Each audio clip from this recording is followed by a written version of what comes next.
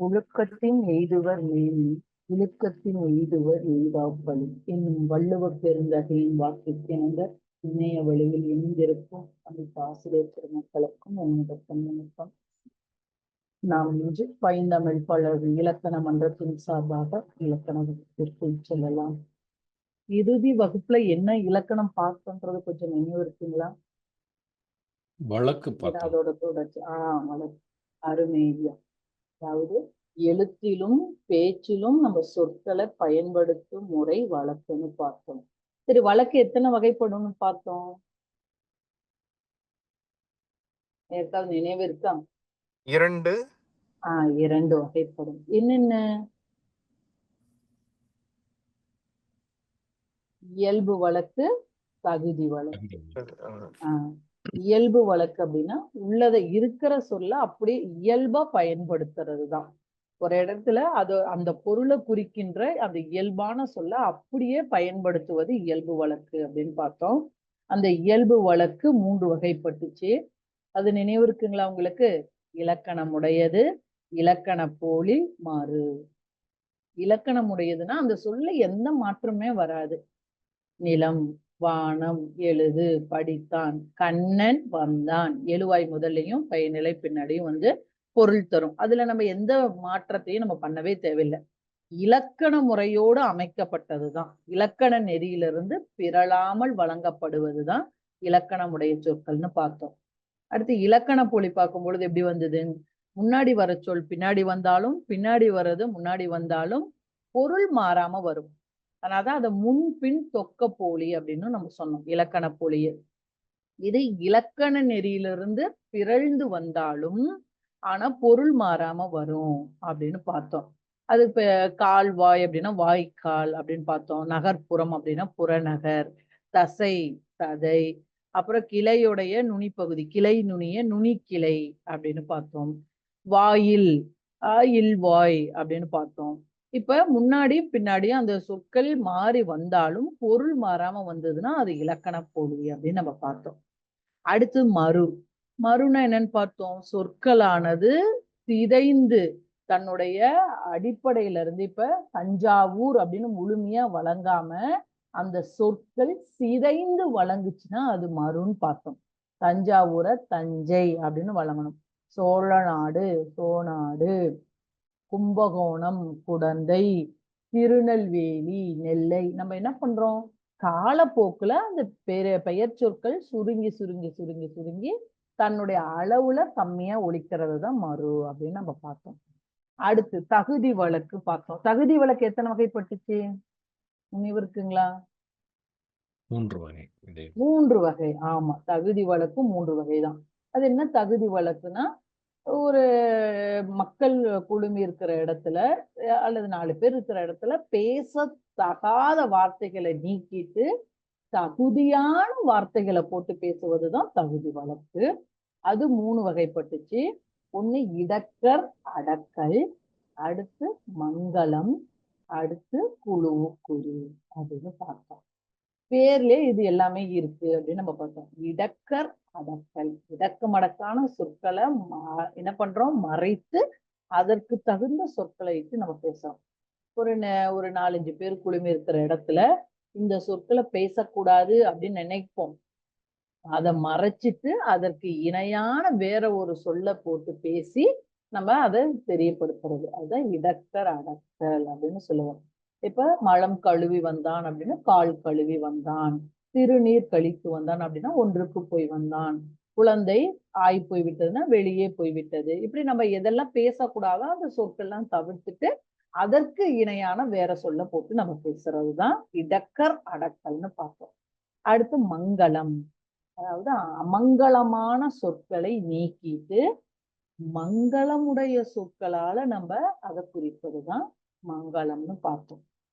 இருக்கு விளக்கை அணை அப்படின்னா விளக்கை குளிரவை, ஓலை அப்படின்னா திருமுகம், சுடுகாடு அப்படின்னா நன்காடு, இடுகாடு அப்படின்னு சொல்றோம். செத்தார் அப்படின்றத இயற்கை எய்தினார், துஞ்சினார், இறைவனடி சேர்ந்தார், கருப்பாடு அப்படின்னா வெள்ளாடு.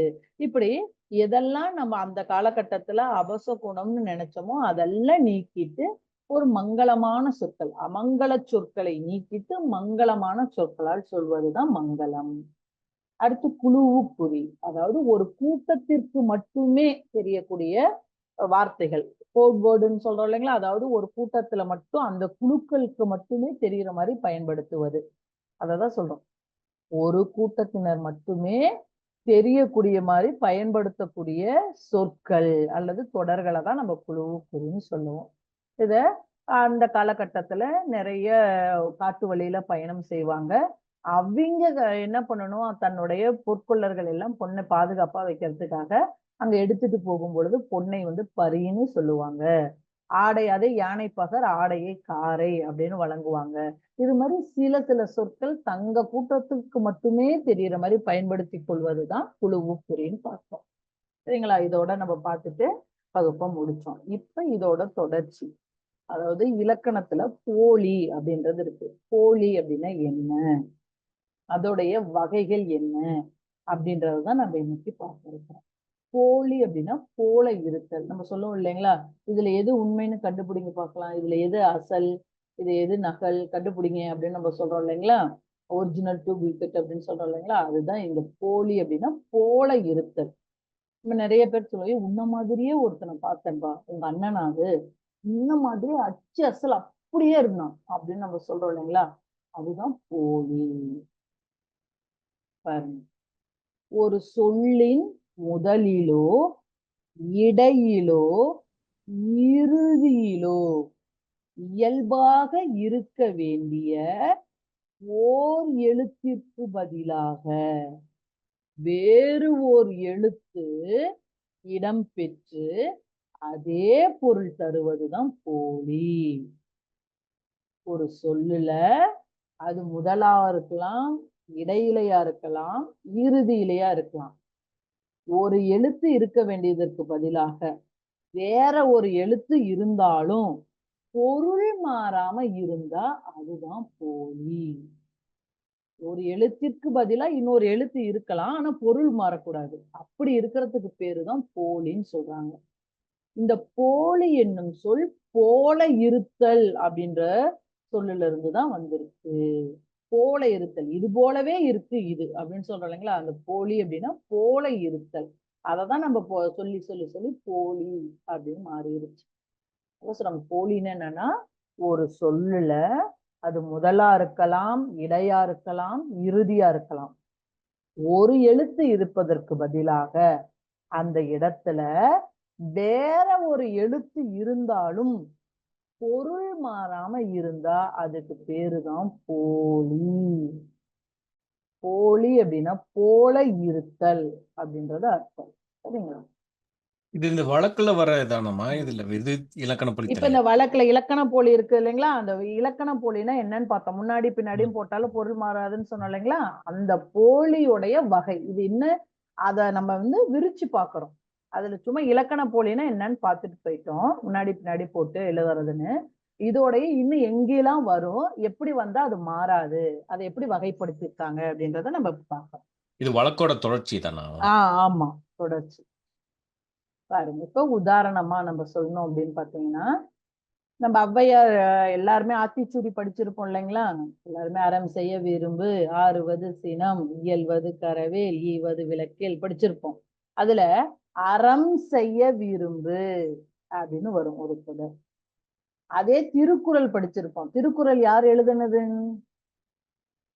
திருவள்ளுவர். சரி, எத்தனை அதிகாரங்கள் இருக்கு திருக்குறள்ல? எத்தனை அதிகாரங்கள் இருக்கு? நினைவு இருக்குங்களா? 133. அதுல அரண் வலியுறுத்தல் அப்படின்ற ஒரு அதிகாரமும் இருக்கு. இப்ப பாருங்களேன், ஔவையார் சொன்னதுல அறம் அப்படின்னு சொல்லியிருக்காங்க, திருவள்ளுவர் அரண்னு சொல்லியிருக்காங்க. ஆனா இதுல என்ன எழுத்து மாறுபட்டு இருக்கு? ரெண்டும் பொருள் ஒண்ணுதான், எழுத்து ஒண்ணு மட்டும் மாறுபட்டு இருக்குது. எந்த எழுத்து மாறுபட்டு இருக்கு? அறம், அரண். மகரமை மகரம் நகரமா மாறி இருக்கு, மகரமை நகரமா மாறி இருக்கு. ஒரு எழுத்து இன்னொரு எழுத்தா மாறுபட்டு இருக்குது, ஆனா பொருள் மாறல. அரண் அப்படின்னா மற்றவர்களுக்கு நம்ம செய்யற உதவி, அது எதுவா இருந்தாலும் இருக்கலாம். நற்செயல்கள் அனைத்துமே அறத்துலதான் நம்மளுக்கு ஈடாகும். அப்ப ஔவையார் சொன்ன அறம் செய்ய விரும்பா இருக்கட்டும், திருக்குறள்ல வருகின்ற அதிகாரங்கள்ல அரண் வலியுறுத்தலா இருக்கட்டும், இந்த ரெண்டுலயும் வருகின்ற அறம் அறம் ரெண்டுமே ஒரே பொருள் தான். சரிங்களா? ஆனா எழுத்து மாறுபட்டு இருக்கு பாருங்க. இம்முக்கு இன் வந்திருக்கு, இருந்தாலும் பொருள் மாறல. இப்ப இப்படி வர்றதுதான் நம்ம போலின்னு சொல்லுவோம். சரி, அது எங்கெங்கெல்லாம் வரும் அப்படின்றதான் நம்ம பார்க்கிறோம். பாருங்க, போலி 3 வகைப்படும். போலி 3 வகைப்படும். இதோட வகைக்குள்ள அடங்காம ரொம்பவும் அரிதா வரக்கூடியது ஒண்ணு இருக்கு. அதை நம்ம கடைசியே பார்ப்போம். போலியோட வகை அப்படின்னா 3 தான். போலி 3 வகைப்படும். ஒண்ணு முதற்போலி, இடைப்போலி, தடைப்போலி. போலி 3 வகைப்படும். முதற்போலி, இடைப்போலி, தடைப்போலி. முதற்போலி ஒரு சொல்லுல முதல்ல இருக்க வேண்டிய எழுத்திற்கு பதிலாக வேறு ஒரு எழுத்து அமைந்து ஆனா பொருள் மாறாம அதே பொருளை தந்ததுன்னா அதுதான் முதற்போலி. முதல் எழுத்து மாறினாலும் பொருள் மாறாம இருப்பதுதான் முதற்போலி. ஒரு சொற்கள்ல முதல் எழுத்து, ஒரு எழுத்திற்கு பதிலாக வேறொரு எழுத்து இடம் பெற்றாலும் பொருள் மாறாம இருந்தது அப்படின்னா அதுதான் முதற்போலி. முதல்ல மாற்றம் ஏற்பட்டா அது முதற்போலி. பாருங்க, உதாரணம். பசல், பாவு கொதிலா பைசல். மஞ்சு, மைஞ்சு. மயல், மையல். இப்ப பா மா இந்த எழுத்துக்கு பதிலா பை மை எழுத்து மாறி இருக்கு, ஆனா பொருள் மாறாது. பசல்னாலும் பைசல்னாலும் தீர்ப்பு அப்படின்னு நம்ம சொல்லுவோம். மஞ்சு மைஞ்சு அப்படின்னாலும் அது மேகம். வானத்துல இருக்கு இல்லைங்களா, மழை கொடுக்கும் இல்லைங்களா, அந்த மேகத்தை குறிக்கும். மயல் மையல் அப்படின்னா மயக்கம், ஒரு மாதிரி தடுமாற்றம் அப்படின்னு அர்த்தம். அப்ப எழுத்து முதல் எழுத்து மாறுபட்டாலும் பொருள் மாறாம இருந்ததுன்னா அதுதான் முதற்போலி. போலினா மாறுபாடு, அதாவது போல இருத்தல்னு அர்த்தம். இது போல இன்னொன்னு நகல் அப்படின்னு அர்த்தம். அப்ப இங்க இருக்கிற பா பதிலாக முதல்ல மாற்றம் ஏற்பட்டதுன்னா அது முதற்போலி. சரிங்களா? பாவுக்கு பதிலா பை வந்தாலும் ஆனா பொருள் மாறாம இருக்கணும். அப்படி மாறாம இருக்கிறது தான் போலி. இடைப்போலி ஒரு சொல்லுல இடையில் இருக்க வேண்டிய எழுத்திற்கு பதிலாக வேறு ஒரு எழுத்து அமைந்து அதே பொருள் தந்தது அப்படின்னா அதுதான் இடைப்போலி அப்படின்னு சொல்லுவோம். எப்படி முதற்போலியில ஒரு சொல்லுல முதல்ல இருக்க வேண்டிய எழுத்திற்கு பதிலா வேற ஒரு எழுத்து வந்தாலும் பொருள் மாறாம இருந்தா அது முதற்போலின்னு பார்த்தோமோ, அதே போலதான் அந்த சொல்லுல இடையில இருக்க வேண்டிய ஒரு எழுத்து இன்னொரு எழுத்தா மாறினாலும் பொருள் மாறாம இருக்கு அப்படின்னா அதுதான் இடைப்போலி அப்படின்னு சொல்லுவோம். இடையில மாற்றங்கள் ஏற்பட்டாலும் பொருள் மாறாம இருக்கணும். அமைச்சு அப்படின்னாலும் அமைச்சு அப்படின்னாலும் ஒண்ணுதான். இளஞ்சி இளஞ்சி, அரையர் அரையர். இங்க மா பதிலா மை வந்திருக்கு. லா லை, ரா ரை. இடைநரகரத்துக்கு பதிலா ராவுக்கு பதிலா ரை வந்திருக்கு. அமைச்சு அப்படின்னா அமைச்சு அப்படின்னாலும் அமைச்சனை தான் குறிக்கும். சரிங்களா? அமைச்சரை தான் சொல்லும். இளஞ்சி அப்படின்னாலும் இளஞ்சி அப்படின்னாலும் ஏரி, ஏரி தண்ணீர் நீர் தேக்கி வச்சிருக்கோம் இல்லைங்களா, அதைதான் குறிக்கும். அரையர் அப்படின்னாலும்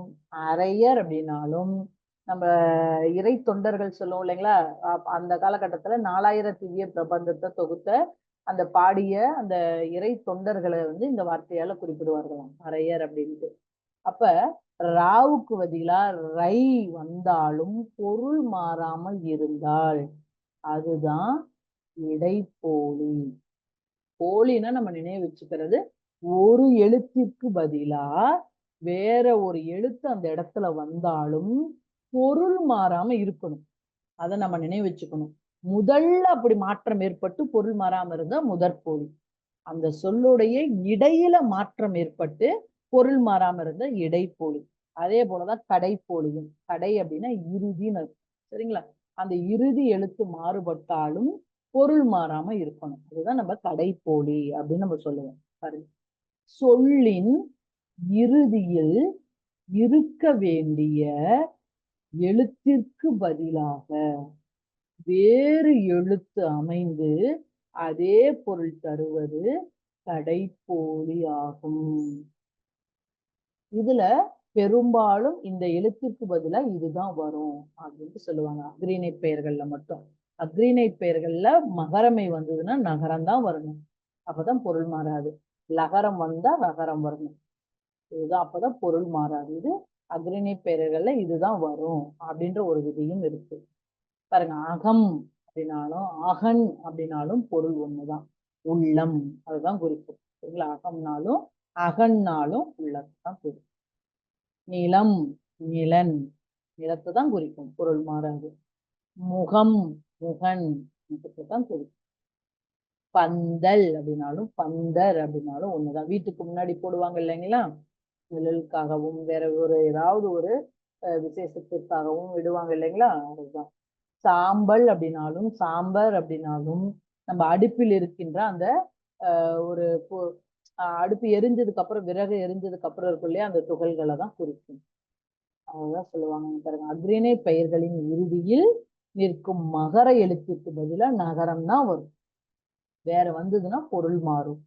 அதே போலதான் லகரத்திற்கு பதிலாக ரகரம் போட்டால் மட்டும்தான் பொருள் மாறாது. கடைப்போலியாக இதுதான் வரும். கடை அப்படின்னா இறுதி அப்படின்னு அர்த்தம். கடை என்றால் இறுதி, இறுதியா வருகின்ற போலி, இறுதியில ஏற்படுகின்ற மாற்றம் அப்படின்னு நம்ம சொல்லலாம். கடைப்போலி அப்படின்னு சொல்லி. இப்ப இந்த வகையில அடங்காத ஒரு போலி இருக்கு, அது முற்றுப்போலி அப்படின்னு சொல்லுவோம். இதுவும் உங்களுக்கு அந்த தலைப்புலயே இருக்கும். முற்று அப்படின்னா முழுவதும் மாறுபடும். ஒரு சொல்லு, அதுல இருக்கிற அனைத்து எழுத்துகளும் வேறையா மாறுபடும், ஆனா பொருள் மாறாது. அது ரொம்ப அரிது, ஒரு சில சொற்கள்ல தான் வரும். இருந்தாலும் இதையும் நம்ம தெரிஞ்சுக்கணும் அப்படின்றதுக்காக இது வகையில அடக்கல, இது வகைக்குள்ள வராது. இது தனியா வேறொரு பொலியும் இருக்கு, முற்றுப்போலி அப்படின்னு சொல்றாங்க. பாருங்க, ஒரு சொல்லின் இயல்பாக அமைந்த எழுத்துகளுக்கு பதிலாக எழுத்துகள் அனைத்தும் வேறுபட்டாலும் பொருள் மாறாமல் இருப்பதுதான் முற்றுப்போலி. ஒரு சொல்லுல 3 எழுத்து இருக்கு, 4 எழுத்து இருக்கு அப்படின்னா அத்தனை எழுத்துகளும் வேறொரு எழுத்தா மாற்றம் பெறும், ஆனா பொருள் மாறாம இருக்கும். முற்றிலும் மாறுபடுவதுதான் முற்றுப்போலி அப்படின்னு சொல்றோம். இங்க பாருங்க, நம்ம 5 எழுதும் போது 5 அப்படின்னு எழுதுவோம், சொல்லும் போது 5 அப்படின்னு சொல்லுவோம். ஒரு எழுத்துகள் கூட பாருங்க சமமா வராது. இருந்தாலும் இது ரெண்டும் உணர்த்துவது 5, 5 தான் குறிக்கும். எனக்கு 5 ரூபாய் கொடு அப்படின்னு, எனக்கு 5 ரூபாய் கொடு அப்படின்னு சொல்லுவோம். ரெண்டும் ஒண்ணுதான், 5 ரூபாயை தான் குறிக்கும். ஆனா பாருங்க, எழுத்துகள் முற்றிலும் மாறுபட்டு இருக்கு. இங்க ஐ வருது முதல்ல, இங்க ஆ வருது. இந்து வருது, இஞ்சி. சூ வருது, சூ வருது. அப்ப முற்றிலும் மாறுபட்டு இருக்குது, எழுத்துகள் முற்றிலும் மாறுபட்டு வருகிறது. அப்படி முற்றிலும் மாறுபட்டாலும் பொருள் மாறாம வருது அப்படின்னா இது முற்றுப்போலி அப்படின்னு நம்ம சொல்லுவோம். அப்ப போலி அப்படின்னா போல இருத்தல். ஒரு எழுத்து இருக்க வேண்டிய இடத்துல அந்த எழுத்திற்கு பதிலா வேற ஒரு எழுத்து வந்து பொருள் மாறாம இருப்பது போலின்னு சொன்னோம். இந்த போலி 3 வகைப்படும்: முதற்போலி, இடைப்போலி, கடைப்போலி. முதற்போலி அப்படின்னா ஒரு சொற்களில் முதல் எழுத்து, இது ஒரு எழுத்து இருக்க வேண்டிய இடத்தில் இன்னொரு எழுத்து இருந்தாலும் பொருள் மாறாம இருப்பது முதற்போலின்னு சொல்லுவோம். இடைப்போலி அப்படின்னா ஒரு சொல்லுல இடையில இருக்க வேண்டிய ஒரு எழுத்திற்கு பதிலா வேற ஒரு எழுத்து மாறி வந்தாலும் பொருள் மாறாம இருந்தா அது இடைப்போலி. கடைப்போலி அப்படின்னா கடைசியில இருக்க வேண்டிய, கடைனா இறுதி, இறுதியில இருக்க வேண்டிய ஒரு எழுத்திற்கு பதிலாக வேற ஒரு எழுத்து வந்தாலும் பொருள் மாறாம இருந்தா அது கடைப்போலி அப்படின்னு சொல்லுவோம். முற்றுப்போலி அப்படின்னு என்னன்னா, ஒரு சொல்லில் இருக்கக்கூடிய அனைத்து எழுத்துகளுமே மாறுபட்டாலும் பொருள் மாறாம இருந்தா அது முற்றுப்போலி அப்படின்னு சொல்லுவோம். சரிங்களா? அடுத்தது நம்ம மரபு தொடர்கள் பார்ப்போம். இதோடைய வினாக்களை பார்த்துட்டு நம்ம போயிடுவோம். பாருங்க, இலக்கணம் போலி நிரப்புதல். அதாவது ஓர் எழுத்திற்கு பதிலாக வேறு ஓர் எழுத்து இடம்பெற்று அதே பொருள் தருவது டேஸ் எனப்படும். என்னவா வரும்? ஒரு எழுத்து, நான் காமனா கேட்கிறேன் பாருங்க. அதாவது ஒரு எழுத்திற்கு பதிலா வேறு ஒரு எழுத்து இடம் பெற்றாலும் அதே பொருளை தந்ததுன்னா அதுக்கு என்னன்னு நம்ம பேரிடுவோம்? போலி. போலி. அவ்வளவுதான். போலி என்னும் சொல் டேஸ் என்பதிலிருந்து தோன்றியது. எந்த சொல்லிலிருந்து வந்திருக்கும்? போல். போல இருத்தல், போல செய்தல், அதுல இருந்து வரும். போலி எத்தனை வகைப்படும்னு பார்த்தோம்? 3 வகைதான். அந்த முற்றுப்போலி அதோட வகைகள்ல அடங்காது. அடுத்து, ஒரு சொல்லின் டேஸ் டேஸ் டேஸ் ஆகிய இடங்களில் போலி இடம்பெறும். ஒரு சொல்லுல எங்கெங்கெல்லாம் போலி வரும், இடம்பெறலாம்? முதல், இடை, கடை. முதல், இடை, இறுதி அல்லது கடை. அருமையும். சரி, சொல்லின் முதலில் இருக்க வேண்டிய எழுத்திற்கு பதிலாக வேறு ஓர் எழுத்து அமைந்து அதே பொருள் தருவது டேஸ் ஆகும். என்ன போலி? முதற்போலி. முதற்போலி. ஆமா, இங்கதான் நம்ம கவனிக்கணும். பாருங்க, சொல்லின் முதலில், அப்போ முதல்ல இடம் பெற்றுச்சுன்னா முதல் போலி. இங்க பாருங்க, அரையர் என்பது என்ன போலியா வரும்? இதுல எந்த எழுத்து மாத்தினாலும் மாறாது பொருள். இடைப்போலி. இடைப்போலி. ராவுக்கு பதிலா ரை இடம் பெற்றாலும் மாறாது. சொல்லின் இறுதியில் இருக்க வேண்டிய எழுத்திற்கு பதிலாக வேறு ஓர் எழுத்து அமைந்து அதே பொருள் தருவது டேஸ் ஆகும். இறுதி, கடைப்போலி. கடைப்போலி. அஃறிணை பெயர்களின் இறுதியில் நிற்கும் மகர எழுத்திற்கு பதிலாக டேஸ் கடைப்போலியாக வரும். மகரத்திற்கு பதிலா எது வரும்? நகரம். நகரம் வரும். அகம் அப்படின்னாலும் அகன் இன் வரும். மகரத்திற்கு நகரம் தான் வரும். நாம வச்சுக்கலாம். லகரத்திற்கு பந்தல் அப்படின்றது வருது.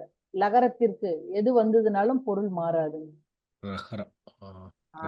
அருமை. பந்தர்.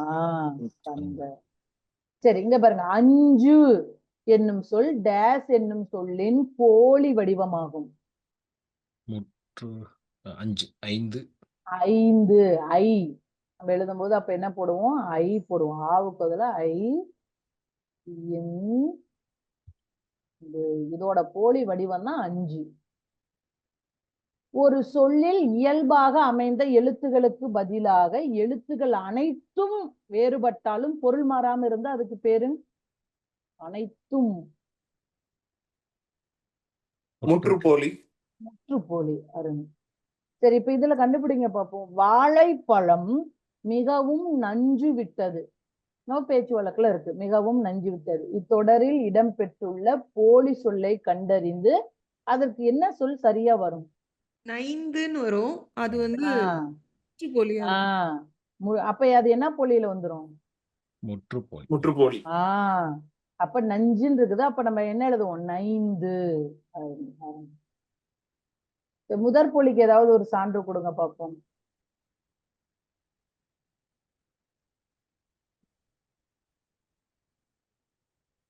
ஏதாவது ஒரு சான்று.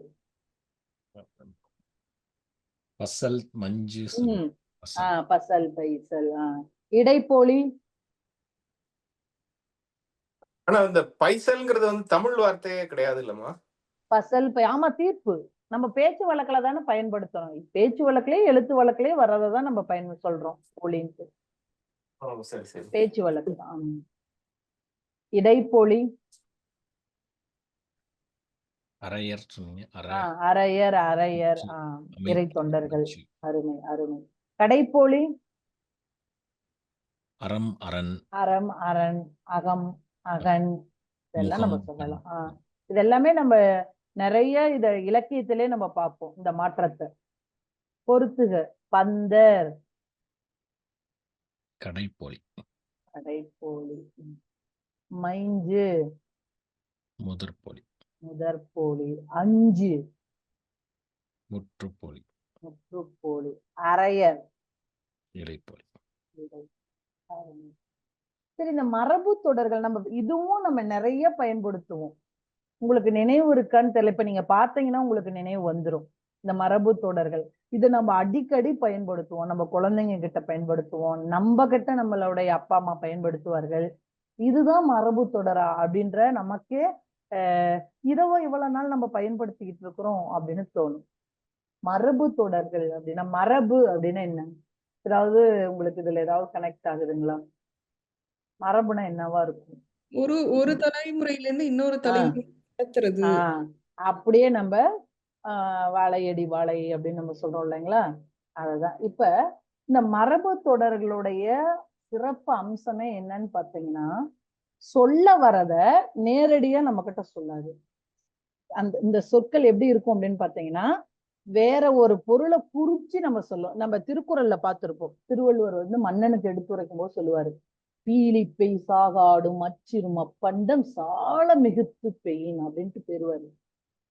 நம்ம இதை பிரிது மொழிதல் அணி இதுல வச்சுக்குவோம் அப்படின்னு நம்ம சொல்லுவோம். அதாவது சொல்ல வரத நேரடியா சொல்லாம என்ன பண்ணுவாங்க, மறைமுகமா அதை குறிக்கின்ற வேறு ஒரு பொருளால சொல்லிடுவாங்க. அதுல இருந்து நம்ம பொருள் புரிஞ்சுக்கணும்.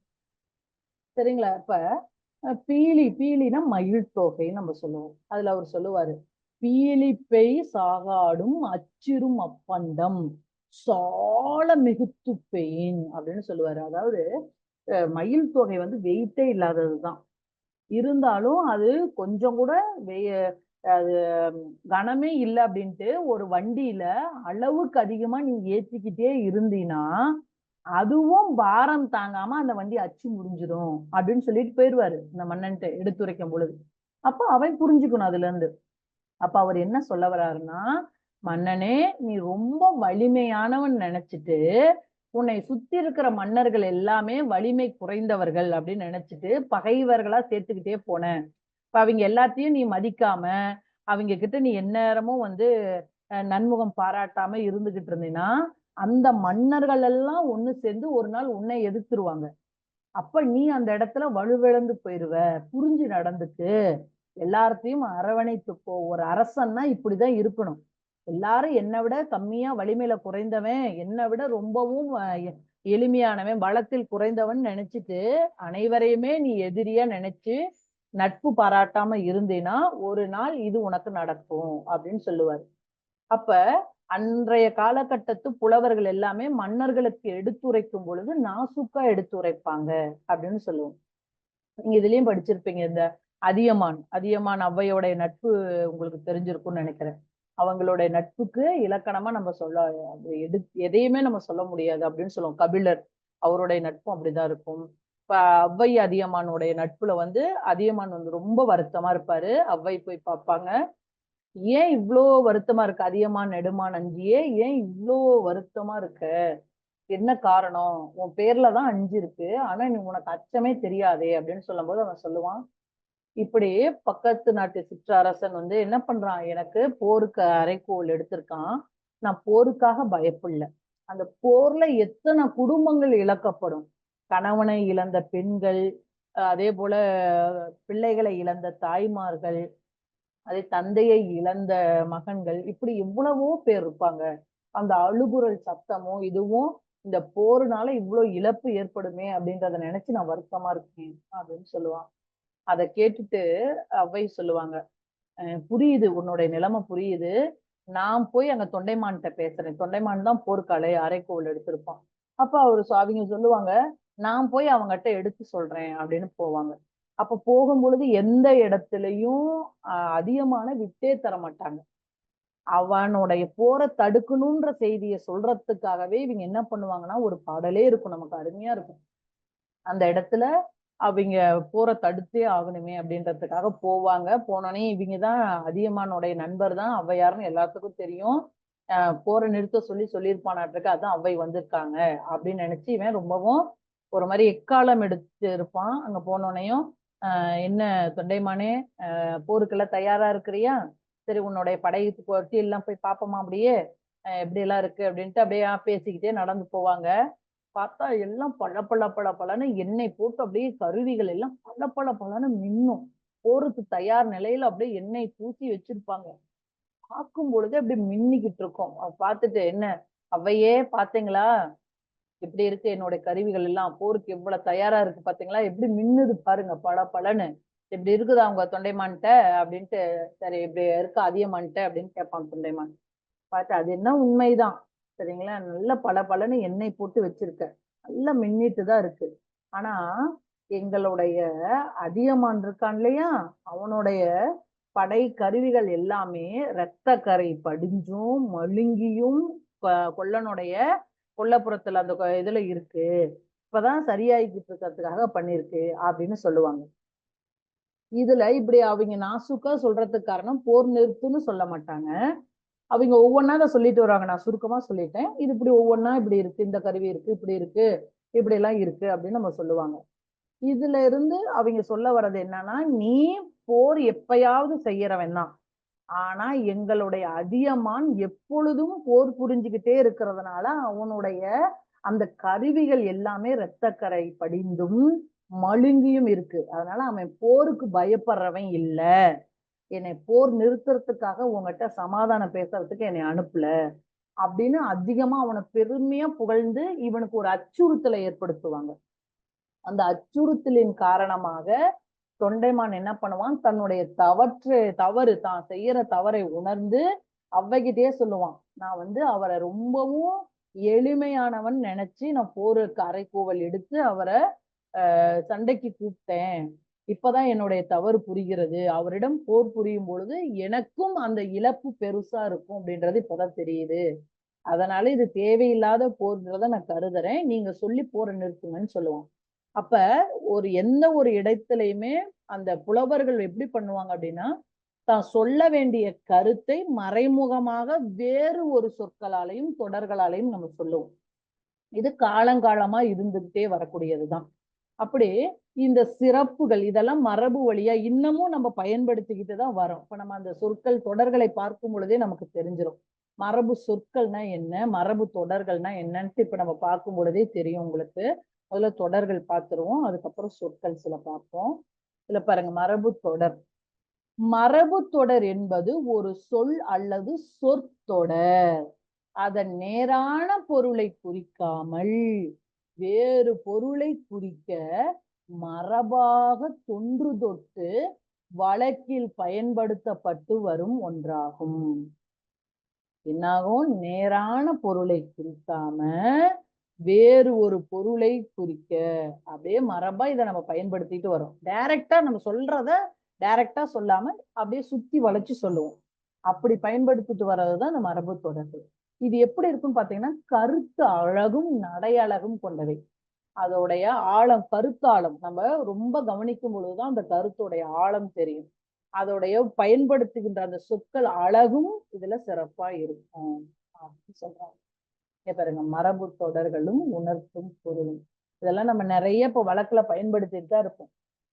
தலையில் வைத்து கொண்டாடுதல் அப்படின்னு சொல்லணும். சொல்லும்போது, நீதான் ரொம்ப அவனை தலையில தூக்கி வச்சு கொண்டாடினி அப்படின்னு சொல்லுவோம்.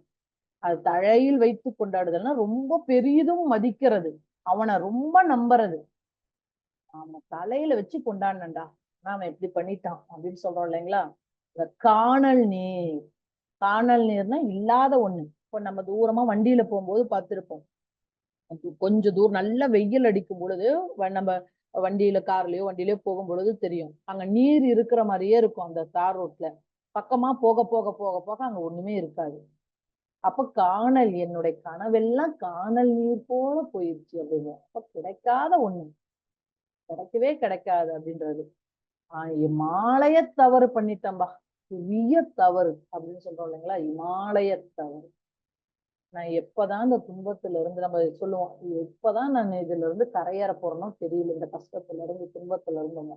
கரையேறுதல் அப்படின்னா மீண்டு வருதல். பஞ்சாக பறத்தல், அலைந்து திரியறது. நான் வேலை எங்க கிடைக்குமோன்னு பஞ்சா அலையறேன் அப்படின்னு சொல்லுவோம் இல்லைங்களா? இந்த பக்கமா அந்த பக்கம் பஞ்சா அலைஞ்சு திரிஞ்சுக்கிட்டு இருக்கேன் அப்படின்னு சொல்லுவோம். பஞ்சாக பறத்தல் அப்படின்னா அலைந்து திரிதல். அவசர குடுக்கை, நம்மளே இதை சொல்லுவோம். சரியா பாத்தீங்கன்னா, அவன் ஒரு அவசர குடுக்கப்பா, எப்ப பார்த்தாலும் இது மாதிரிதான் ஏதோ ஒண்ணு பண்ணிட்டு வந்துருவான் அப்படின்னு. ஆராயாமல் செயல்படுதல், அததான் அவசர குடுக்கைன்னு சொல்லுவோம். ஆகாய தாமரை, அது ஒண்ணு இல்லவே இல்லை, இல்லாத ஒன்று. ஆகாய தாமரைக்கு ஆசைப்பட்டு நான் இப்ப ரொம்ப ஏங்கி தவிக்கிறேன், ரொம்ப ஏமாற்றத்தோட இருக்கேன் அப்படின்னு சொல்லுவேன். இப்ப இல்லாத ஒண்ணுக்கு ஆசைப்படுறேன். பித்தலாட்டம், நாடா உங்ககிட்ட ரொம்ப பித்தலாட்டமா இருக்குது அப்படின்னு சொல்றோம். ஏமாற்று வேலை.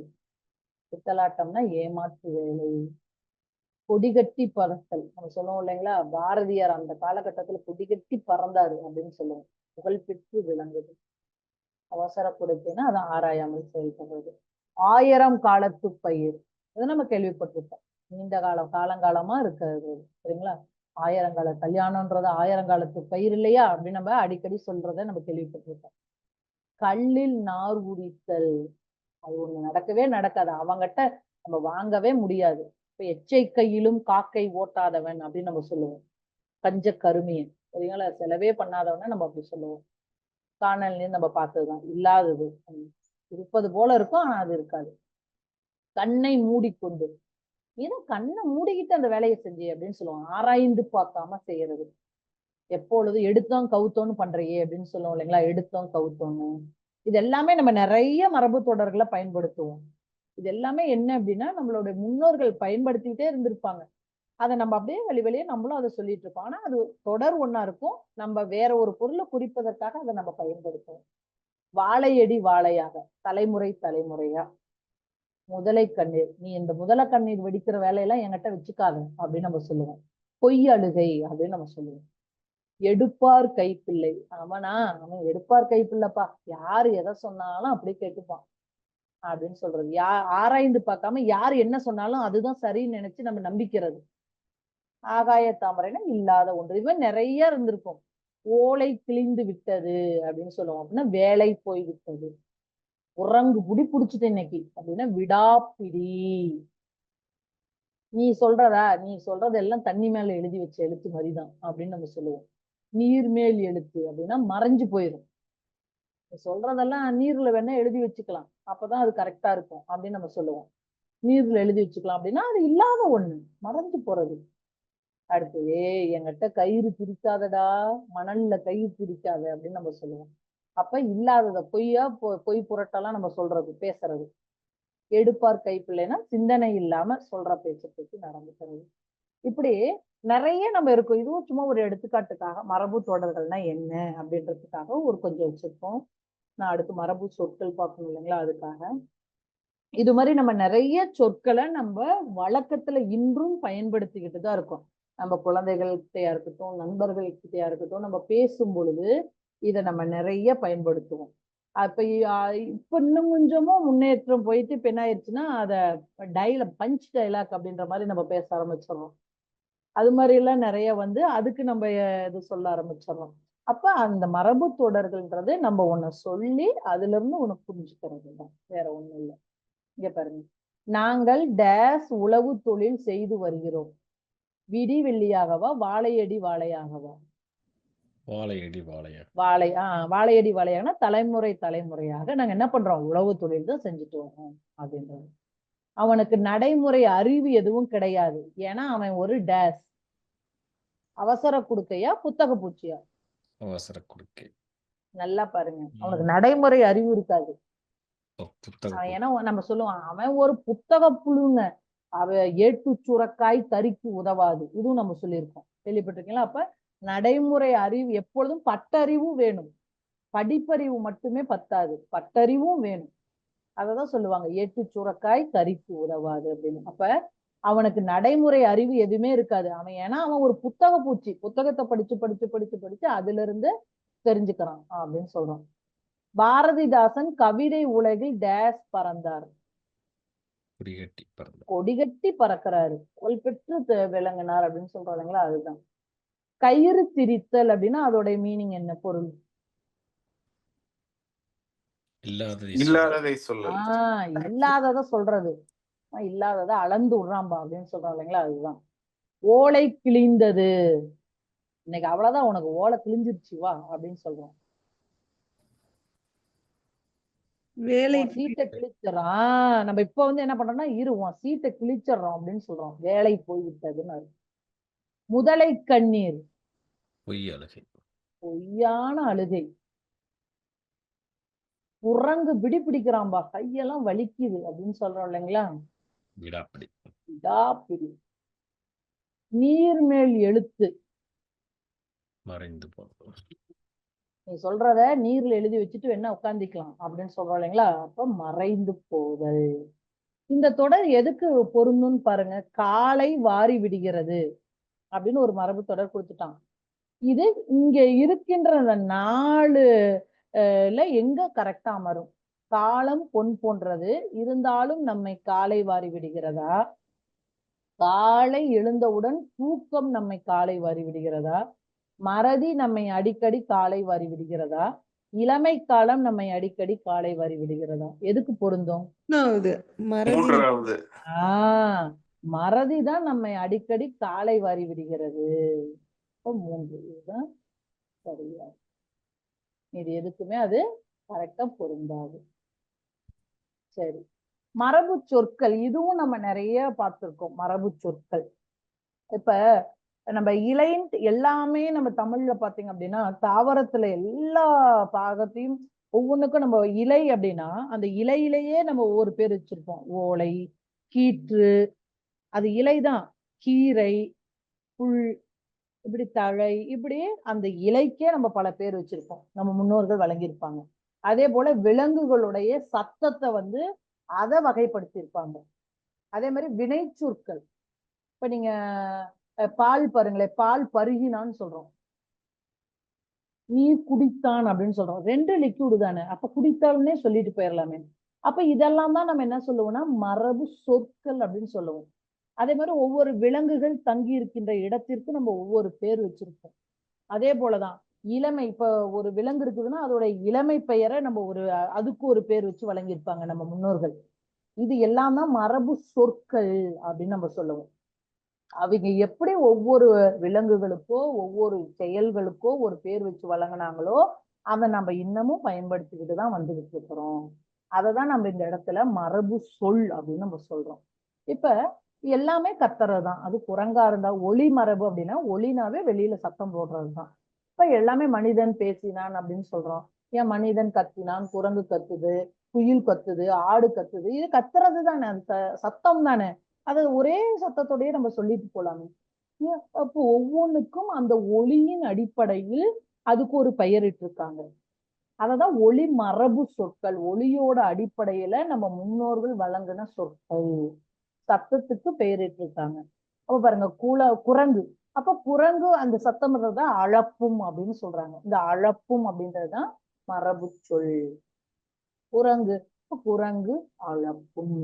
அப்ப குயிலும் அப்ப சத்தம் இடுகின்றன, அப்ப குயிலும் கத்துது, குயில் கத்தியது அப்படின்னு நம்ம சொல்லலாம்ல.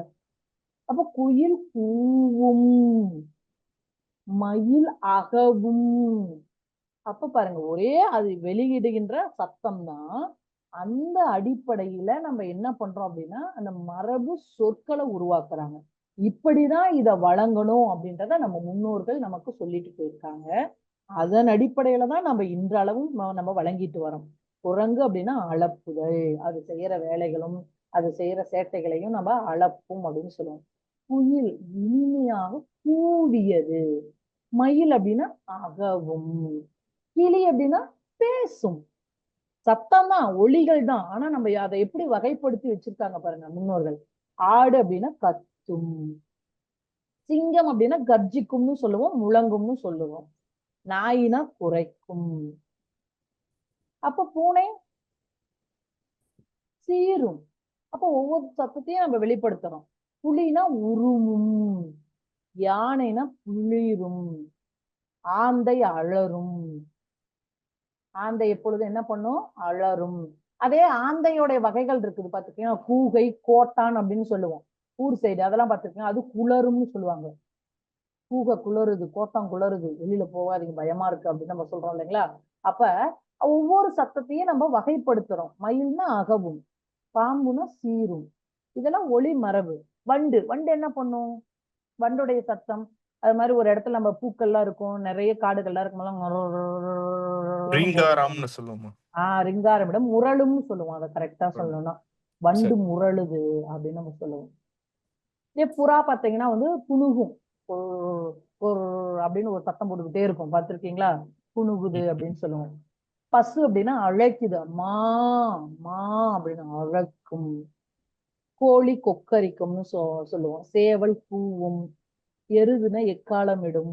இப்படி சத்தத்தை வச்சே நம்ம என்ன பண்றோம்? வாத்துனா கத்தும். இப்படி அந்த சத்தத்தை வச்சே நம்ம என்ன பண்றோம்? வகையிடுறோம். அதே போல எலி, அணில் இதெல்லாம் நம்ம என்ன பண்றோம்? கீச்சிடுமோ, கீச் கீச் கீச் கீச்சிடும், அது கீச்சிடுது அப்படின்னு நம்ம சொல்லுவோம். அப்போ ஒலிகள் தான். ஒவ்வொரு விலங்குகளுமே அது போடுகின்ற அந்த சத்தத்தின் அடிப்படையில் நம்ம அதை வகைப்படுத்தி அதுக்கு ஒரு பெயரிட்டு வழங்குறோம். அப்ப இது எல்லாமே மரபு சொற்கள். இது எல்லாமே நம்ம தமிழுக்கு இன்னமும் வலு சேர்க்கக்கூடியது அப்படின்னு நம்ம சொல்லுவோம். நம்ம மொழியை இன்னும் கட்டமைப்புக்கு வலு சேர்க்கக்கூடியதுன்னு சொல்லுவோம். பாருங்க, விலங்குகளோட இளமை பெயர்கள், அதோடைய மரபு சொற்கள். அப்ப நம்ம எல்லாமே குட்டின்ட்டு போயிட வேண்டியதானே? ஆட்டுக்குட்டி, மாட்டுக்குட்டி, மனித குட்டி, இப்படி நம்ம போயிடலாம். ஆனா அதுக்கும் ஒவ்வொரு பேர் இட்டு வழங்குறாங்க பாருங்க. ஆட்டுக்குட்டி அப்படின்னும், கோழியுடைய அந்த இளமை, அந்த இளம் பருவத்தை குஞ்சு, கோழி குஞ்சு அப்படின்னும், குதிரை குட்டி, குரங்கு குட்டி, மான் கன்று, பசுவையும் கன்றுன்னு சொல்லுவோம், யானை கன்று, சிங்கத்தை வந்து குருளை அப்படின்னும், புலியுடைய பரல் அப்படின்னு சொல்லுவோம், கீரி பிள்ளை, அணிர் பிள்ளை, இப்படி நம்ம அதோட இளமையையும் வகைப்படுத்திக்கிறோம். இதெல்லாம் நம்ம முன்னோர்கள் நமக்கு அமைத்து இப்படிதான் வழங்கணும்னு சொல்லி கொடுத்த பெயர்கள். அதனாலதான் அதை மரபு சொற்கள் அப்படின்னு நம்ம சொல்றோம். இது இப்ப நம்ம இயல்பாகவே வினை மரபு சொற்கள் நம்ம பயன்படுத்திட்டு தான் வரோம். வினை சொற்கள் எல்லாமே ஒவ்வொன்றுக்கும் சாப்பிட்றதுதான். ஆனா அதுக்கு ஒவ்வொன்றுக்கும் நம்ம ஒவ்வொரு பேர் வச்சிருக்கோம். நம்ம செய்யற ஒவ்வொரு வினைக்கும் ஒவ்வொரு மாதிரி அழைக்கிறோம் இல்லைங்களா? சுவர் எழுப்பினார் அப்படின்னு சொல்லுவோம், சுவர் கட்டினான் அப்படின்னு நம்ம சொல்றது இல்லை. ஒவ்வொன்றுக்கும் ஒவ்வொரு வினை சொற்கள் அடிப்படையில தான் நம்ம வழங்கலாம். அம்பு எய்தார், குறிப்பாத்து எய்யறது அப்படின்னு சொல்றோம் இல்லைங்களா? ஆடை, ஆடை நெய்தல், ஆடை என்ன பண்றது? நெய்யறாங்க, ஆடை நெய்யற இடத்துக்கு நம்ம போயிருக்கோம் இல்லைங்களா அப்படின்னு சொல்றோம் இல்லைங்களா? அதுதான். பூவை பறிக்கிறது, பூ பறித்தாள், இதெல்லாம் வினைமரபு சொற்கள்னு சொல்லுவோம். இப்படிதான் பயன்படுத்தணும்னு நம்ம முன்னோர்கள் சொல்லியிருக்காங்க. மாத்திரை விழுங்கினான், ஏன் சாப்பிட்டான். இப்ப நம்ம நிறைய பேர் மாத்திரை சாப்பிட்டியான்னு தான் கேட்கிறோம். ஆனா அது விழுங்குதல் அப்படின்னு சொல்லுவோம். மாத்திரை விழுங்கினான், நீர் குடித்தான், சோறு உண்டான், கூடை முடைந்தார். கூடை பின்னுதல்னு சொல்றோம் இல்லைங்களா? ஆனா பின்னுதல்னு சொல்லக்கூடாது, முடைதல், அதுதான் கரெக்ட். கூடை முடைதல் அப்படின்னு சொல்லுவோம். சுவர் எழுப்பினார், முறுக்கு தின்றாள், பால் பருகினான். இங்க பாருங்க, சோறு உண்டான், முறுக்கு தின்றாள். அப்ப எல்லாமே சாப்பிட்றதுதான். ஆனா ஒவ்வொரு பொருளுக்கும் அதோட தன்மைக்கு ஏற்றாற் போல வினைய பயன்படுத்தியிருக்காங்க. அப்ப இதெல்லாம் நம்மளுடைய மரபு சொற்கள். அப்ப இதெல்லாம் நம்ம வாழையடி வாழையா இன்னமும் பயன்படுத்திக்கிட்டே வந்துட்டு இருக்கோம். அப்ப இதுக்கு இத சொன்னாதான் சரியா இருக்கும் அப்படின்றத நம்ம முன்னோர்கள் ஆராய்ந்து அனுபவித்து அதுக்கப்புறம் நம்ம கிட்ட சொல்லியிருக்காங்க. காலங்காலமா இது வழக்கத்துல வர்றதுனால இது நம்ம மரபு சொற்கள் இப்படி பயன்படுத்திக்கிட்டே இருந்தாங்க. அதவும் நம்ம பயன்படுத்திட்டு இருக்கோம். வழி வழியா நம்ம அதை அப்படியே மாறாம கொண்டுட்டு வந்துட்டு இருக்கோம் அப்படின்னு சொல்றதுதான் இங்க. அப்ப இளமை பெயர்களுக்கு என்ன சொல்லுவோம், ஒவ்வொன்றையும் நம்ம பாக்குறோம். இப்ப தாவரங்களுடைய உறுப்பு பெயர் பாருங்க, இதை நம்ம சொல்லியிருப்போம். இதுக்குதான் உங்களுக்கு தனியா ஒரு 10th ஒரு பாடமே இருக்கும் உங்களுக்கு. அதாவது மற்ற மொழிகள்ல இல்லாத ஒண்ணு நம்ம மொழியில இருக்கு. ஒரு பூவை எடுத்துக்கிறதா இருந்தாலும் சரி, ஒரு தாவரத்தோட இலைகளை எடுத்துக்கிட்டாலும் சரி, மற்ற மொழிகள்ல ஒரே சொல்லல சொல்லிட்டு போயிடுவாங்க. நம்ம ஒவ்வொன்னையும் வகைப்படுத்தி வச்சிருக்கிறோம் அப்படின்ட்டு இது ஒரு உரைநடையாவே அவங்களுக்கு அமைஞ்சிருக்கும். இப்ப பாருங்க, மா, பலா, வாழை இதோடைய இலைன்னு சொல்லுவோம், அந்த தலைகள் சொல்லுவோம் இல்லைங்களா? அது அதே ஈச்ச மரம், தென்னை மரம், பனை மரத்தை ஓலைன்னு சொல்லுவோம், அதோட இலையதான். இப்போ ஒவ்வொன்றையும் பாருங்க, அதோடைய தன்மைக்கு ஏற்ப நம்ம பெயரிட்டு இருக்கிறோமா, அதோடைய நிலைத்து நிற்கின்ற தன்மை, அதோடைய அமைப்பு, இதை வச்சே நம்ம அதை வகைப்படுத்தியிருக்கோம். அதே கம்பு, கேழ்வரகு, சோளம் இதெல்லாம் நீங்க காட்டுக்கு வந்தீங்கன்னா தெரியும். தட்டைன்னு சொல்லுவோம், கம்பந்தட்டை, கேழ்வரகு தட்டை, சோளத்தட்டை அப்படின்னு சொல்லுவோம். அடுத்து நெல், புல், திணை, இதை தாள்னு சொல்லுவோம். தாள், அதோடைய மடல் மடலா வந்திருக்கும் இல்லைங்களா, அதை தாள்னு சொல்லுவோம். அது அவரை, கத்திரி, முருங்கை, வெள்ளரி இதெல்லாம் பிஞ்சு அப்படின்னு சொல்லுவோம். அவரை பிஞ்சு, கத்திரி பிஞ்சு, முருங்கை பிஞ்சு, வெள்ளரி பிஞ்சு கொஞ்சம் கொடுங்கப்பா, ஒரு 10 ரூபாய்க்கு வெள்ளரி பிஞ்சு கொடுங்க அப்படின்னு சொல்லுவோம். அப்ப இதெல்லாமே நம்ம முன்னோர்கள் ஆராய்ந்து இதற்கான பெயர்கள் இட்டு வழங்கியிருக்காங்க. நம்மளும் இன்றளவும் நம்ம அதை வழங்கிட்டு தான் வந்துட்டு இருக்கோம். இது எல்லாமே மரபு சொற்கள் அப்படின்னு நம்ம சொல்றோம். அதே போல இந்த பூச்சிகள், பறவைகள், விலங்குகள், இது தங்கி இருக்கிற இடம் இருக்குது இல்லைங்களா, நம்ம வீடுன்னு சொல்றோம் இல்லைங்களா, அப்ப அது ஒவ்வொன்றுக்கும் அது தங்கி இருக்கிற இடத்திற்கு ஒவ்வொரு பேர் இருக்கு. கரையான் தங்கி இருக்கிற இடத்த புற்றுன்னு சொல்லுவோம். கரையான், புற்று அப்படின்னு சொல்லுவோம். அதே மாடு கட்டி வச்சிருப்போமே அந்த இடத்த என்னன்னு சொல்லுவோம், தொழுவோம், மாட்டு தொழுவோம்னு சொல்லுவோம். கோழி நிறைய வாழ்ந்துட்டு இருக்கிற இடத்த என்னன்னு சொல்லுவோம், பண்ணை, கோழி பண்ணை. சிலந்தி இருக்கிற இடத்த, தங்கி இருக்கிற இடத்த வளைன்னு சொல்லுவோம். நண்டு வளை. ஆட்டுப்பட்டி, ஆடு அப்படி பட்டி பட்டியா தங்கி இருக்கு அப்படின்னு சொல்லுவோம். குதிரை தங்கி இருக்கிற இடத்த கொட்டில் அப்படின்னு சொல்லுவோம். குதிரை கொட்டில் அப்படின்னு சொல்லுவோம். குருவி தங்கி இருக்கிற இடத்த கூடு, குருவி கூடு. எலி வலை. யானை கூடம், யானை தங்கி இருக்கிற இடத்த கூடம் அப்படின்னு சொல்லுவோம். அப்போ ஒவ்வொரு விலங்குகளும் தங்கியிருக்கிற அந்த தன்மைக்கு ஏற்ப அதை நம்ம வகைப்படுத்தி அன்றைய காலகட்டத்திலேயே நம்ம முன்னோர்கள் அதற்கு பெயர் வழங்கிட்டு வராங்க. அதனாலதான் இதை நம்ம மரபு சொற்கள்னு சொல்றோம். அப்ப நம்ம மொழியில இந்த மரபு சொற்களும் மரபு தொடர்களும் தான் அந்த மொழிக்கு வலு சேர்க்கக்கூடியது.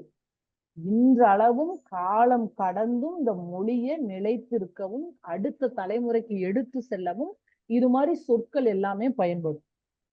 அப்ப இப்படி ஒரு பேச்சிலையா இருக்கட்டும், எழுத்துலையா இருக்கட்டும், எல்லாத்துலயும் இலக்கணம்ன்றது கலந்திருக்கு அப்படின்றத நமக்கு எடுத்து காட்டுது. நம்ம முன்னோர்கள் ஒரு சொல்லை சொல்லியவாறே நாமும் சொல்வதற்கு பேருதான் என்னது, மரபு.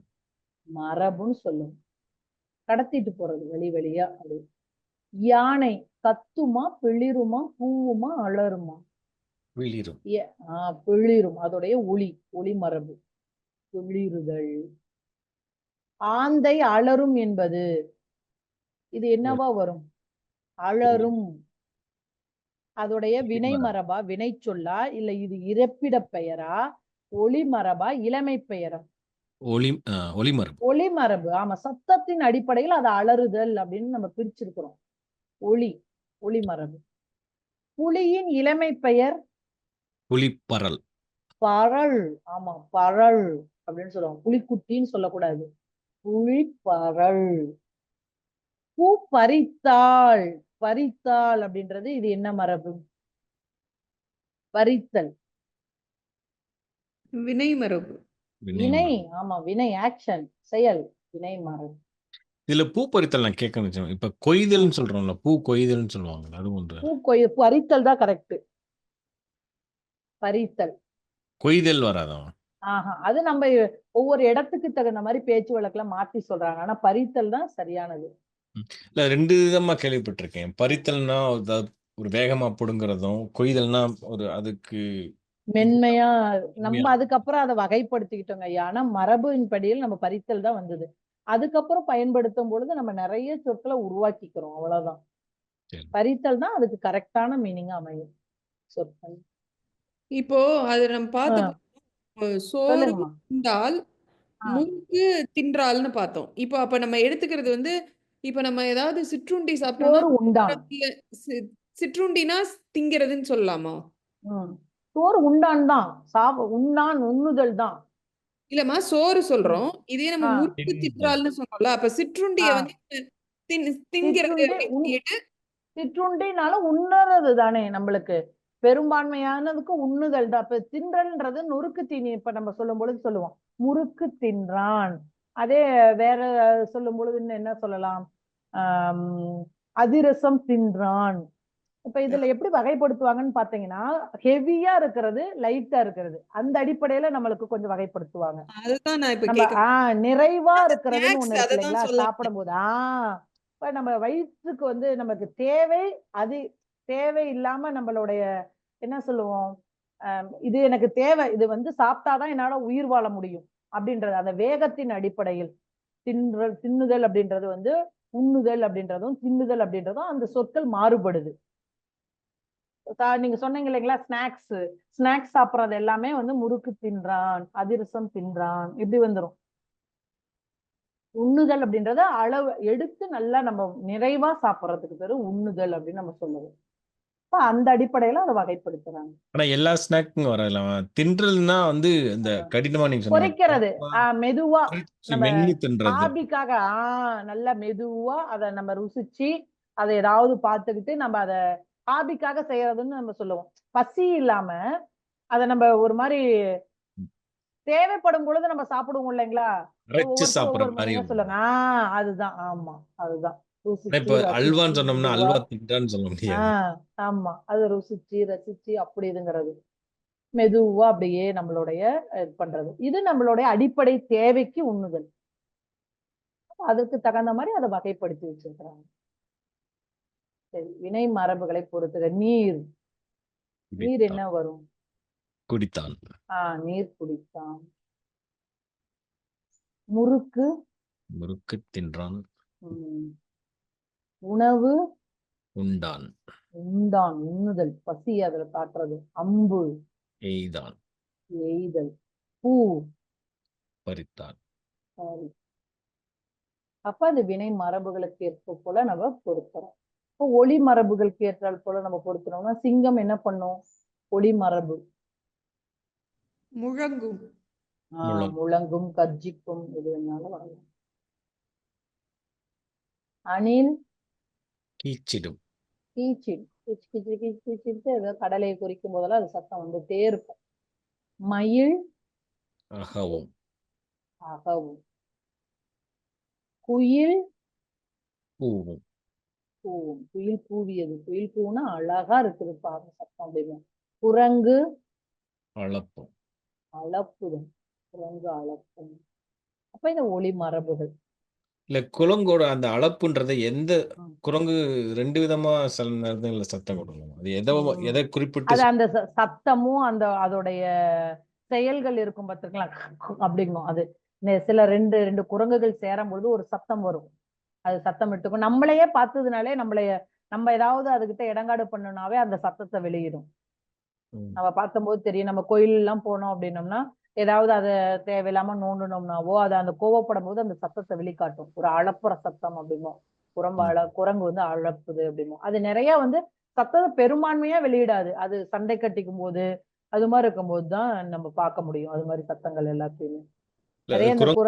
வேற 2 விதமா அந்த அளப்பு இல்லாம வேற ஏதாவது பேர் இருக்காமா? இல்ல மொத்தமா அது கொடுக்குற எல்லா சத்தத்துக்குமே அளப்புன்னு தான் பேரா? அதோட சத்தத்துக்கே அளப்புதல்னு தான் நம்ம சொல்லுவோம். சேட்டைன்னு நம்ம சொல்லுவோம். அது செய்யற செயலை வந்து குரங்கு சேட்டை அப்படின்னு சொல்லுவோம்.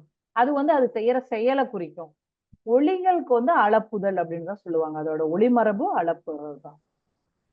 அதோ செய்யற சேட்டைகள் எல்லாத்தையுமே நம்மளே சொல்லுவோம். குழந்தைங்களை பார்க்கும் பொழுது ரொம்ப நீ குரங்கு சேட்டை பண்ற அப்படின்னு. இப்ப குரங்கு சேட்டைங்கும் போது அது தொடர்களுக்கு போயிருது, மரபு தொடர்களுக்கு. அப்ப இதவே அப்படியே வகைப்படுத்துறாங்க.